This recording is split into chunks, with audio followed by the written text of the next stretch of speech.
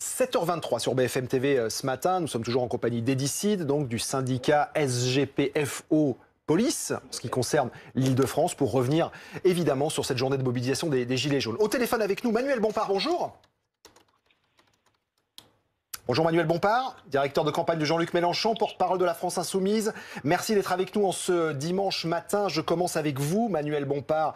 Alors c'est vrai que la France Insoumise, sur le fond, vous comprenez la colère et la contestation de ces Gilets jaunes.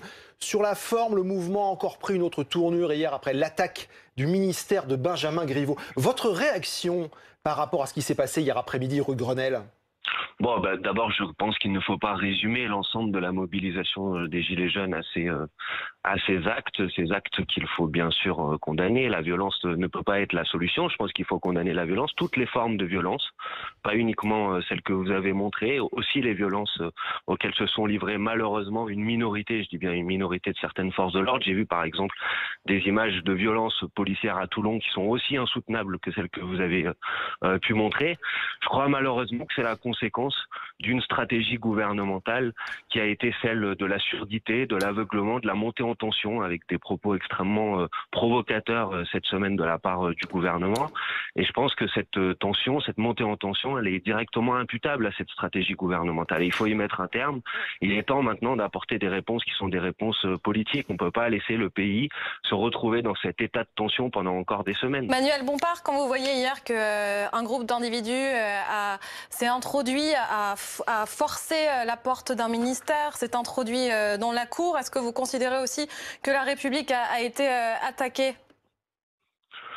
Écoutez, je pense que ces actes, bien sûr, ne peuvent pas être la poursuite de ce mouvement. Ce mouvement est un mouvement qui est un mouvement essentiellement et massivement pacifique. Moi, j'ai été dans la rue hier à Toulouse, dans les manifestations. Tout s'est très bien déroulé et beaucoup de gens étaient là avec beaucoup de calme et beaucoup de détermination. Je pense qu'il faut entendre la colère et l'exaspération qui s'expriment, pas comprendre ces actes-là parce qu'ils ne peuvent pas être acceptables, mais entendre cette colère et faire en sorte enfin que le gouvernement apporte des réponses qui soient des réponses politiques. Encore une fois, on ne peut pas laisser le pays aller de semaine en semaine dans des situations de tension comme celle-ci. Il est temps que le gouvernement maintenant entende enfin et apporte des réponses politiques réelles, pas des embrouillages, pas des enfumages. Sinon, malheureusement, on va vers des jours qui vont être des jours sombres. Donc il est temps maintenant de changer de pied, d'arrêter avec cette stratégie de la montée en tension et de la violence et d'apporter des réponses sur le pouvoir d'achat, des réponses sur la démocratie qui soient à la hauteur de la situation. On a bien compris. Manuel Bompard, quelle est la suite? Vous dites qu'il faut des mesures en faveur du pouvoir d'achat. Il y a la prime d'activité élargie qui va être mise en place en février. On voit déjà que les CAF sont prises d'assaut. Il y a ce grand débat qui va être lancé. Pourquoi pas attendre de voir ce que va donner le débat et ensuite décider de la suite du mouvement? Mais pour ça, madame, il faudrait que ce débat soit un débat réel, pas une mascarade, c'est-à-dire que l'ensemble des sujets puissent y être discutés. Or, le gouvernement a déjà écarté un certain nombre de pistes et d'hypothèses dans cette discussion. Par exemple, il a d'ores et déjà dit que le rétablissement de l'ISF, qui est une des revendications très fortes du mouvement, était d'ores et déjà écarté. C'est pas dit comme ça. C'est pas dit comme ça. C'est Benjamin Griveaux qui dit on va pas détricoter tout ce qu'on a fait, mais sur l'ISF, c'est pas dit tel quel. On parlera pas de l'ISF.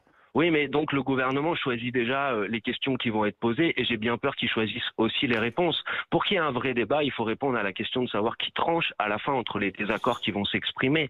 Et je pense que la seule manière de trancher en démocratie pour éviter les situations de violence que, bien sûr, je condamne et je dis à monsieur qu'il se trompe s'il n'a pas entendu dans mes mots des mots de condamnation extrêmement clairs et extrêmement fermes, mais que je lui demande aussi d'entendre que quand les policiers sortent de leur mission, il faut aussi le condamner. Sinon, il y a un sentiment d'indignation à géométrie variable qui n'améliore pas la démocratie. Donc vous voyez, pour qu'il y ait un vrai débat, il faudrait qu'à la fin, ça soit le peuple qui tranche, donc que le gouvernement, par exemple, décide du retour aux urnes. C'est comme ça qu'on règle les situations de tension dans une démocratie. Merci Manuel Bompard, porte-parole de la France Insoumise, d'avoir été avec nous pour votre première réaction.